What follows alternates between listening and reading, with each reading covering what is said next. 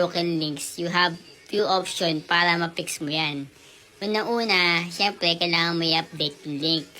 Diba? So, if yung target page mo, na still nag-exist siya, pero, gusto mo i-move yung page na yon dun sa bagong URL, kailangan mo lang i-update yung link dun sa point na correct address niya. So, yun yung paggawin yun.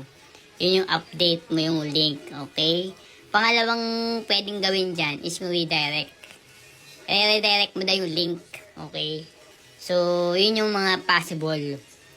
Tapos, syempre, kailangan mo mag-set up. Set up mo din. Set up mo yung mga redirects. So, depende yan kung naka-WordPress ka o may mga plugins kang ginagamit. Pero ako kasi usually ginagamit ko yung use SEO for this kind of issues.